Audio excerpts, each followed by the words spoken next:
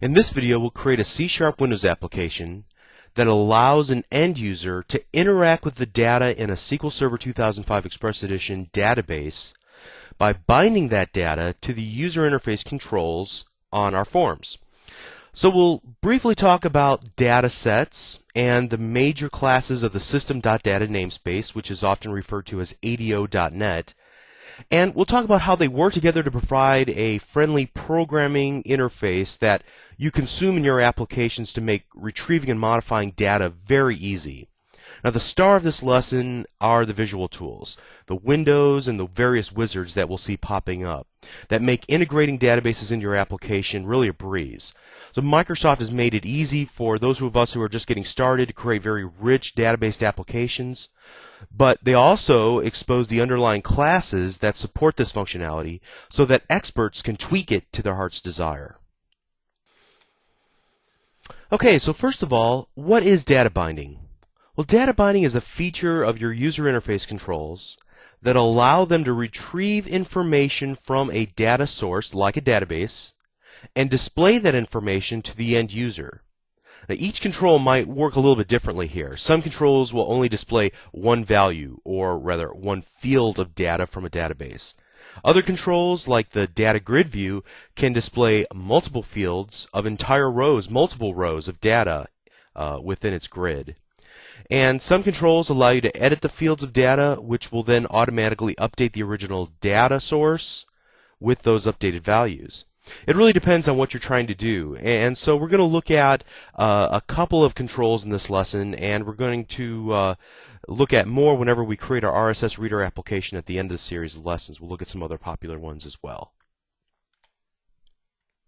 Now, in order for all this to work, there's a series of classes in the .NET Framework class library that support this operation. Now, obviously, those classes that are directly related to the user interface controls, like text boxes and list boxes, they're going to be involved. But additionally, there are a set of classes in the system.data namespace that are referred to as ADO.NET. Now, ADO stands for Active Data Objects, and the name has ties to some previous versions of a data access programmer's interface from Microsoft years ago. I don't want to get bogged down in the etymology of ADO, but let's discuss all the things that ADO.NET does for you in an application, at least at a high level. And then later on this lesson, I'll try to tie these concepts back to the concrete names of the classes, which will be created automatically for us as we drag and drop objects from the various windows onto our designer surface, and we're going to see how cool that is. Okay, so first of all, ADO.NET begins by managing the connection to the database regardless of the type of database or other data source that you want to connect to. Now, a connection includes the process of locating the database, either using a file system or a network protocol, and it begins the handshaking to speak with the database. And just so you understand the concept of a connection, as long as a connection is open, your application can then speak to the database. Next, ADO.NET manages both the requests your application makes to retrieve the data from the database, and then it also manages the response from the database to return the requested data, or return a message that you asked for something that the database just can't deliver back to you. Next, ADO.NET then has a series of classes that manage the set of data that's returned back from the database query so that you can write code to evaluate each field of data if you want to, or navigate through the data row by row if you want to, whatever you want to do. And then finally, at least for our purposes, there's a class that, for the sake of data binding the data to a user interface control, that this class will manage which row of data has been retrieved and set it to the current row. So if you have 10 rows of data your application returned from the database, all the user interface controls on your form need to know that they all need to be looking at the current row. For example, row 3. Now, if each control just looks at whichever row of data that they please to get their field of information, you've got problems. Each control on a form, in essence, needs to get on the same page, so to speak, so that all are looking at the respective fields that they need to display that belong to the same row of data. So there's a class that manages that current row of data and tells the controls on the form that a new row of data is now the current row, and so you should update your values based on that. Now, as usual, I've greatly oversimplified this, but hopefully you can see and begin to appreciate at a high level that ADO.NET is doing quite a bit for you automatically. You don't really have to know the specifics of how it works under the hood in order to get some benefit from it. Just know that there's a lot going on to support you in the building of database applications. Next, you might be asking yourself, why build applications that provide access to a database? After all, in the previous lesson, I demonstrated how easy it was to just open up the database and add or remove rows right from there. So why not just let your end user have access to that instead of going through all the work of building this face on top of a database? Well, actually, that's a great question, and there's several reasons why you would want to do this. First of all, in order to really get a lot out of a database, there's a certain level of aptitude that the user has to possess in order to interact effectively with the data in the database. And when you create a friendly user interface, you're hopefully going to reduce the learning curve for the end user so that they can do their job without having to worry about this weird error message that came back, or having to worry about referential integrity, or having to worry about some complex query that is necessary to pull data from several different tables, and we didn't really talk about that yet. But there's actually a lot of functionality that you can encapsulate and make easier by virtue of the fact that you're building an application that resides on top of a database. So you may not want to give them access to it just to simplify their lives. And then secondly, perhaps there's data in the database that you want secure, so you want to ensure that only certain users or certain computers can access that data, or perhaps you want to log who is making what changes to what fields and so on, and that's why you need to kind of control it through the use of a user interface to have more programmatic control over who is doing what to the data. Or thirdly, in the case of a website, you may want to display data in a database like a product catalog for your company's goods.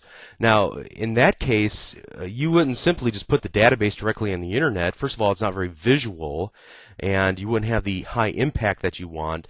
But instead, you'd provide some web page template that can access the database and display the information in a templatized format to the end user. And then finally, in most cases, you don't want the users to directly access the database because, and there's really no easy way to say this nicely, but because they might screw it up. Your job is to make sure the data in the database is correct, that it's relevant, that it's properly formatted, and so on. And it would seem at times that your users are going to find every way possible to thwart your attempts to do this. So to restrict their access to the underlying data by making applications that do checks on the entry, on the changing of the information, can maintain the integrity of the data, making sure that it is correct, that it's well formed, that they haven't deleted things that they shouldn't have deleted, and so on.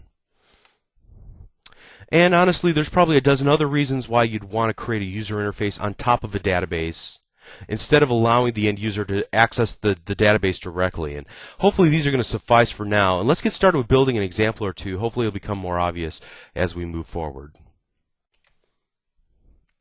Okay, I've taken the liberty to create a new project called Lesson 09.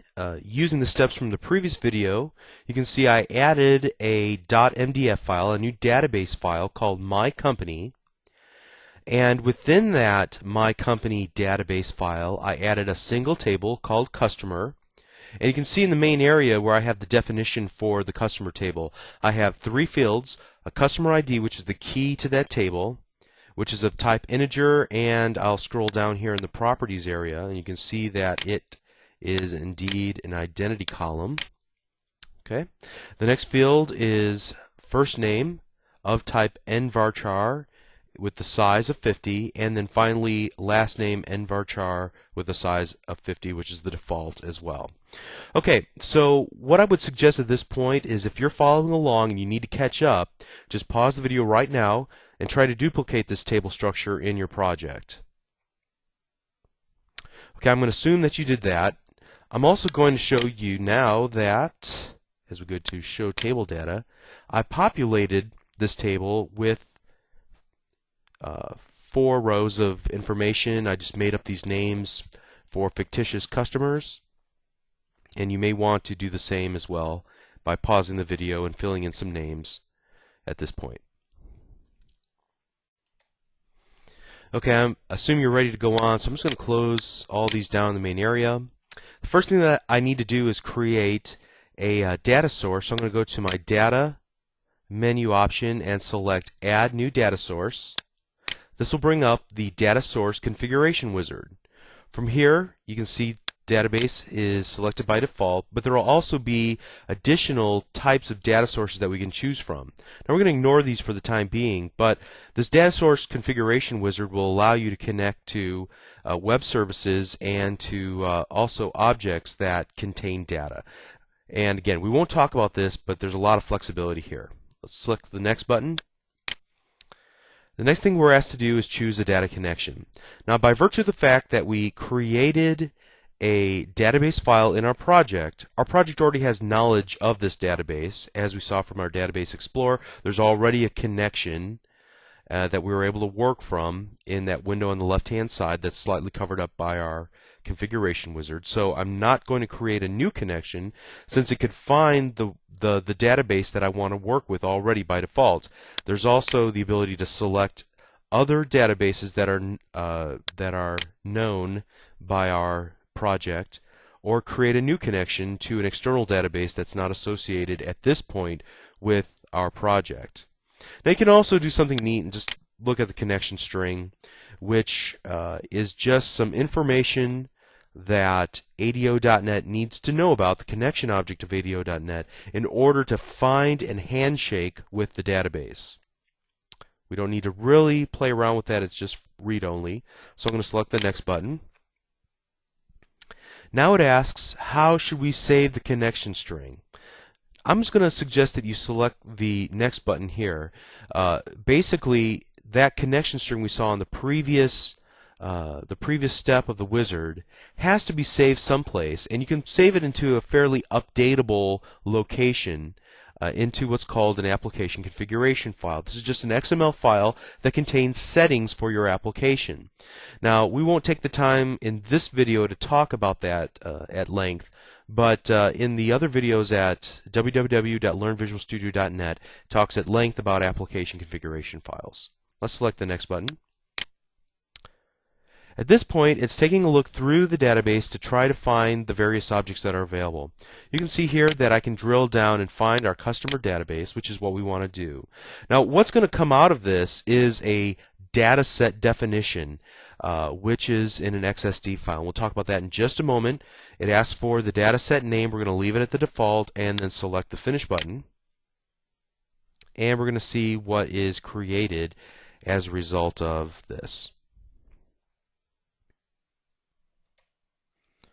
So once the wizard completed, you can see that a single file was added to our application called mycompany.dataset.xsd. The .xsd file extension indicates that this file is an XML schema document. Think of this sort of document as the table definition for our local copy of the database. Now, there's a distinction to be made. The actual data will be saved in our .mdf file. However, as our application is running, we're going to copy some of that data for our temporary usage here into a data set that will be used within our application. And this .xsd file defines the structure of that data set that will be used internally. Once we have added records to our data set, deleted records from the data set, and updated records in the data set, then those changes will be resolved back into the original data source, mycompany.mdf, through the use of some special ADO.NET components.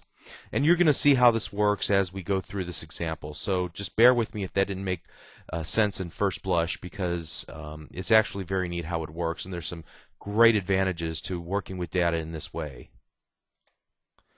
Now, Visual C# 2005 Express Edition also allows us to take a look at this document in a very visual way because it's actually represented through a lot of weird characters that we could open up in Notepad, for example, and take a look at. But we're not going to waste the time to do that. We'll just look at the friendly representation that the IDE presents for us. You can see here that we have our an element called customer, and it has some child elements called customer ID, first name, and last name. Now that mimics what we have in our database, as you can see through our Database Explorer on the left-hand side, where we have a customer table with 3 fields, customer ID, first name, and last name. Now, why are these exact duplicates? Well, once we retrieve information from the mycompany.mdf into our local copy called a data set, the structure needs to be similar so that the data has some logical place to reside. First name should go with the first name field, last name should go with the last name, and so on. Now, once we have this data set over here, we can make changes to it and everything, and it doesn't impact our original data source, the mycompany.mdf file. This is a little bit advanced. Let's not worry about that just for the moment. I just wanted you to see what an XSD file looked like, and we'll talk about XML files at length in the next video. So the next thing that we want to do is open up the form1.cs that was created automatically for us whenever we created lesson 09. And what I want to do also is go to the data menu and select show data sources.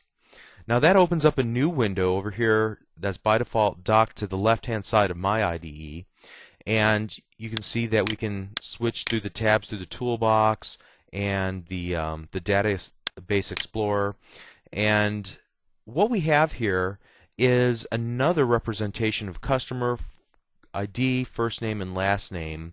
And this comes from the My Company dataset. So you can see here we have our element of customer and then our child elements of customer ID, first name, last name. Now there's a little drop down on this customer, and when we pop it down to take a look at it, notice that it has data grid view, details, and none. What is this doing? Well, it allows us to define the default way that this set of elements can be represented on a form whenever we use data binding. So what I can do is make sure that this is set to data grid view, and then I'm going to drag it from the data sources and drop it onto our form, and notice everything that's done for us automatically by Visual C# 2005 Express Edition. First of all, it creates this neat toolbar. It creates this grid for us, and then there's several controls. Let's move this over a little bit. Several controls in the designer tray. We'll talk about what all these are in just a moment. But right now we have a complete working application, so I'm going to select the Run button, and we're going to see what this application can do. Now, notice that all I had to do is drag and drop, and I get the functionality of a complete application where I can scroll through and look at information in a grid that's from my database. I can use these toolbar elements to navigate through, just like I did in the previous lesson whenever we were working with the database. I can go to the first record, I can go to the last record, I can select this button to add a new row and type in new stuff.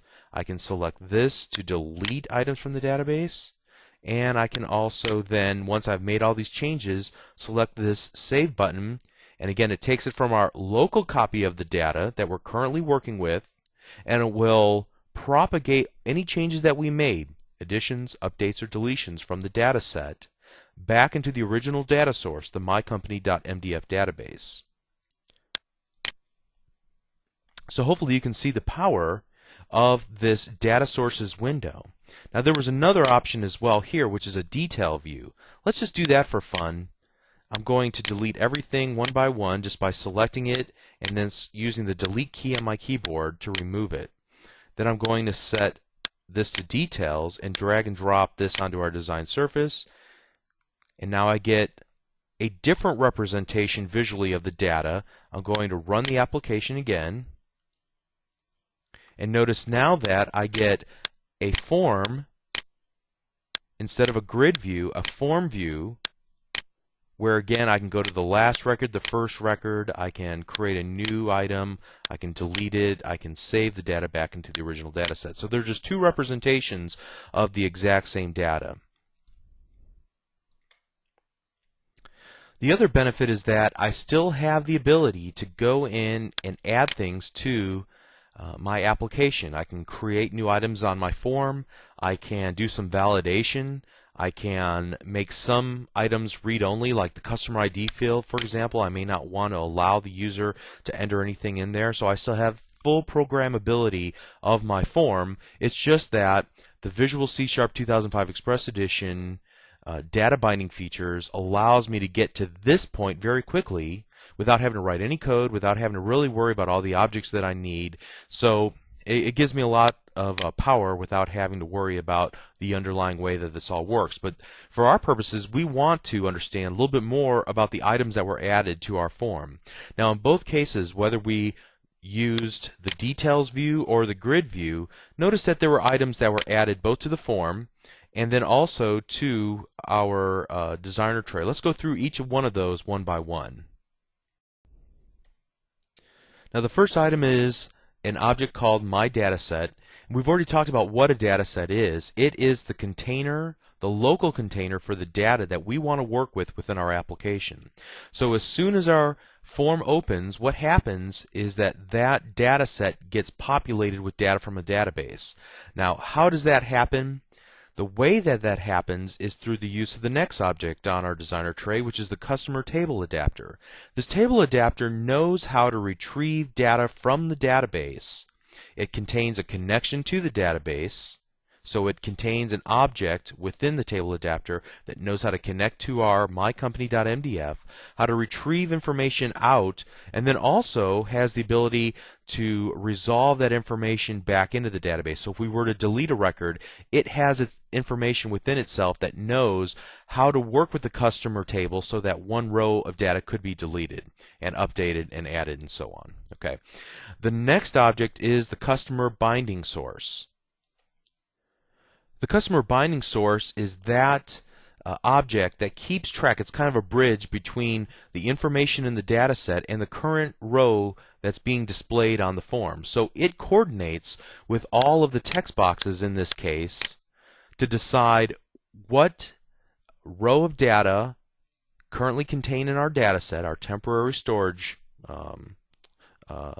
container, what row should we currently be displaying on all fields that want to display information about the current row. So for example, we're not having one text box look at row 3 and the other text box looking at row 4 and delivering erroneous information. The purpose of the customer binding source is to keep all the controls on the form bound to the same row of data and to update and give messages to those text boxes and say, hey, the user indicated that they wanted to go to the next row or the previous row or the first or last, and so make your changes accordingly. Okay, and then finally we have this object here called the customer binding navigator. That is this toolbar that we see at the very top of our form, which allows us to go to the first, the previous, the next, and so on. And all of these controls are available to us through the use of the toolbox. So let's see if we can find that here. Yeah, here we have in this data section of our toolbox a data set.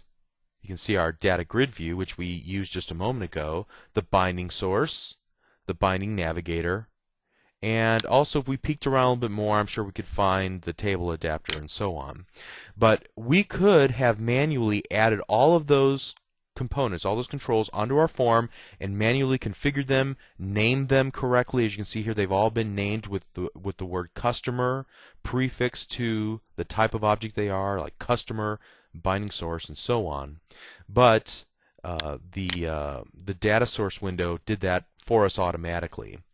Now there's one other player in this, and that is there's properties in each control on the form that allow us to bind to a specific field within the data set. And so if we scroll down and take a look at, for example, the text property, let me get on the right control here. Here we go. In the text property of this text box, notice that there is a little database icon. And if I hover my mouse cursor over it, you can see that it is bound to the customer binding source, specifically the customer ID field. Okay, if we scroll down a little bit more here, let me see, there should be another section. Here we go. This is the data section of the properties window for our text box, and we can open up this data bindings rolled up area and take a look at this text property. And if I were to use the down arrow on this little combo box, it opens up this visual window that allows me to select a given binding source and then a specific field within that binding source. Again, this information is coming from the schema document originally that we created in our project, and then the binding source knows how to talk with the data set and relate that back to, in this case, the text box control, that it should be bound to the customer ID. Now, if we were to go on to first name and then open that up, you can see that first name is selected from the list there, and so on. Okay, so all you need to know at this point is that by using these the data source window and dragging and dropping, we can set that automatically. But let's talk about how to set some of these things manually by creating another form within our application.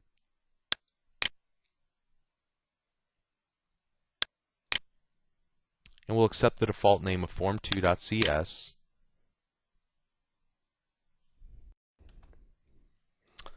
And this time what I want to do is manually add all the things that I need onto this form.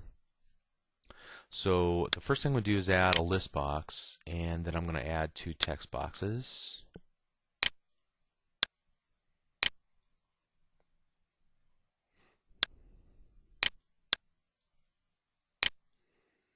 And I want to add a label so we remember what this actually is. Move everything down here.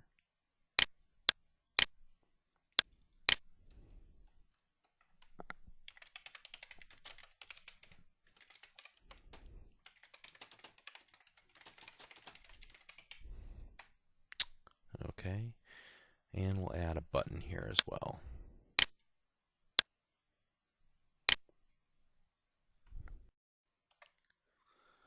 And while I'm thinking about it, let's just do this real quick. I'm going to go back to Form 1. I'm going to put a button on here, because we're going to need to know this whenever we're creating our RSS reader example, and that's how to open one form from another form. So we know that forms are just classes, so how would you create a new instance of the Form2 class? You would do something like this. Form2, and we'll just call it anything. In this case, F equals new Form2. And then we're going to look at this instance of our form. We've created an instance, but we haven't told it to do anything. So I happen to know that an instance of a form has a show method, and that should probably be what we need there. So let's just test this out real quick.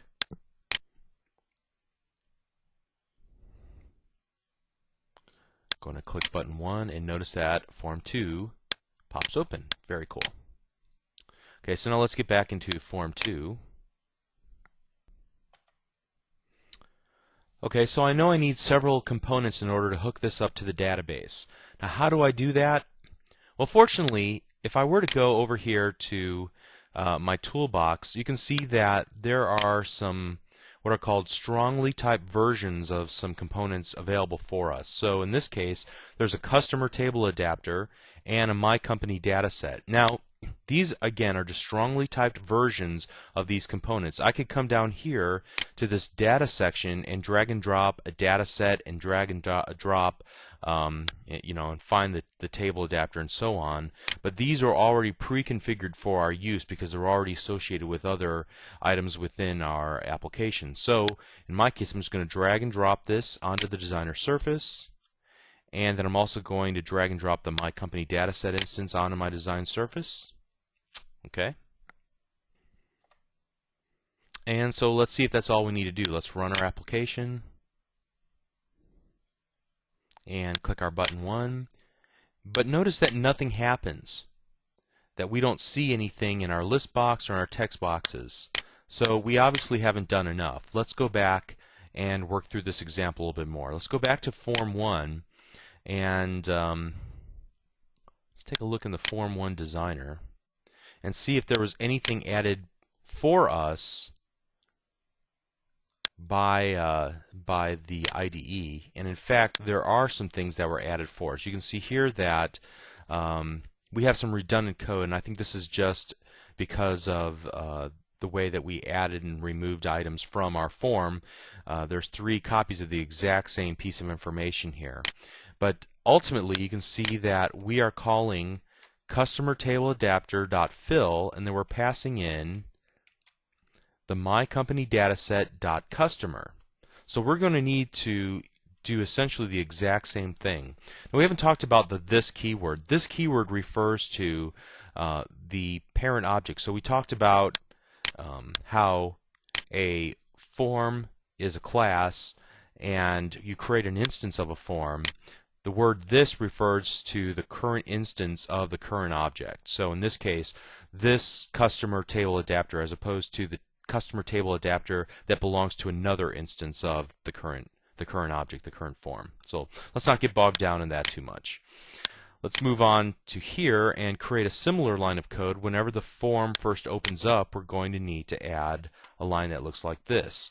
Customer table adapter 1.fill, and then we can just pass in my company dataset.1, or we can specify that we want to work specifically with the customer table. Okay, so what does this fill method do of our table adapter?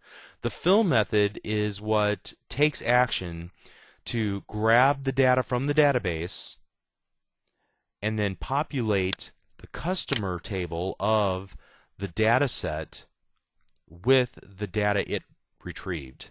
So that's what the fill method does. The other thing that we need to do is at this point we haven't told the list box that it should be data bound to the data set. So I'm going to use this little task arrow that pops open, and I'm going to select use data bound items. It's going to allow me to select the data source. What I want to do is select from form 2 list instances my company dataset 1. Then I get to select the display member, and I want to use for that the last name. And then the value member, I want to select the customer ID. So what's the difference between the display member and the value member? The display member is what actually is viewable within the list box. But each item within a list box has an underlying value associated with it. So it could be one and the same. We could have last name populated here as well. But because 2 people could have the last name of Smith, it might be better to use the customer ID, which is always unique, as you recall from our discussion on using unique keys within our database. Now that's all we're going to use for that. So let's save this and then run our application and see if this now works. Again, we're going to click button 1. And now notice that we have our 4 names listed because we have filled the data set with data and we've told the list box to bind to our data set, specifically the customer table within the data set, and more specifically the last name field of the customer table. Let's go ahead and close that and move on. So the next step that we want to take is to bind up the text box controls on the right-hand side so that when an item is selected from the list on the left that we can see the first name and the last name in the text boxes on the right. Now, there's 2 ways that we can go about this. If we just need read-only functionality where we're just allowing somebody to read the values, we can do this fairly easily by selecting the item, then going to the Properties window, finding the data binding section for the text box, going down to that text property of the data binding section, and then clicking the down arrow in the combo box. This will allow us to select the data source and the data element that will be used to populate that text box. We'll use Form 2 lists instances so that we can look at our instance of the My Company dataset. As you can see, it's called My Company Dataset 1. That is this reference, this object here that's been dragged to our designer surface. And we'll expand that. You see, we can see the customer element and the child element's first name. We want to use that here.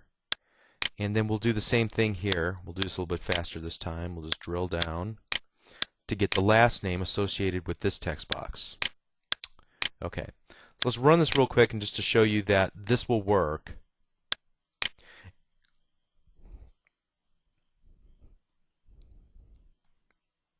And the reason this will work is that it does support some of the same functionality that the binding source object will support in terms of keeping track of navigation and things of that nature. But in order to get the most out of our application, so you can see here as we select each item in the list box, the corresponding item here on the right-hand side will be displayed. But to get the most out of the list box, so if we were to make a change to, say, Chuck Rivetto and change this to Charles, we want this saved back into the original data set. And in order to really make this work with the fewest number of lines of code necessary, we're going to add a binding source in order to manage that process. So what we'll do, first of all, is go down to the data section of our toolbox and select the binding source object. You can see here in the description that it encapsulates the data source for a form and provides navigation, filtering, sorting, and updating capability. So there's a lot of neat things that you can do. You can navigate through the record set just using code by using a method called next or previous or first or last. You can also filter through the data set to only return those items that, for example, have a certain last name that you're looking for. So you can build in some search functionality. But what we're going to use it for is for its ability to give us some updating capabilities, so we don't have to write a lot of code in order to save the changes from the form back to the original data source. So you see I added the data source object to the designer tray. I'm going to select it and I'm going to set some properties, specifically the data source, which I'm going to set to project data sources, my company dataset. And then I'm going to select a data member. There's only one here available to us, which is the customer table, or the customer element. Okay, and then the next thing that we need to do is take our list box and our two text boxes and bind them to the binding source. So we're going to remove the bindings that we have directly to the data set and move those bindings to the new data source object that we created. So we can think of this as kind of an interim object that manages the relationship between the controls on the form and the underlying data set. So the first thing we'll do here is select our list box, go to data source, and you can see here the binding source 1 is now available. So we're going to select that, and we're going to need to change the display member and the value member. So we want to display the last name rather, and then for the value member we want to change that to the customer ID. Great. Okay, and we'll do the same with the text boxes. Let's find that here in our data binding section.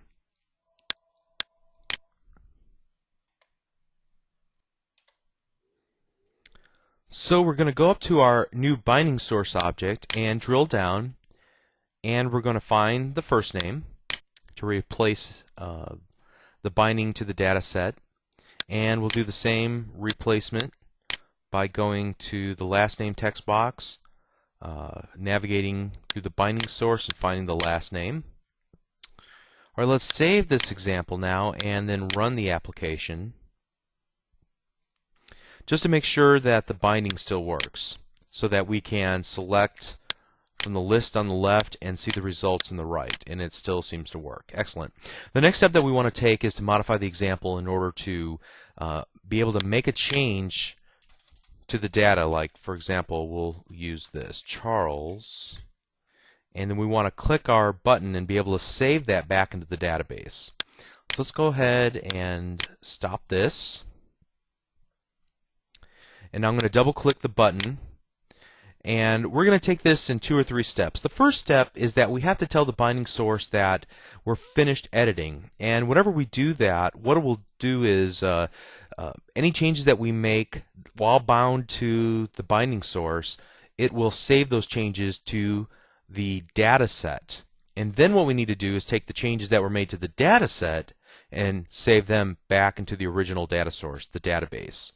Now, so the first object we're going to use is the binding source. So binding source 1 dot end edit.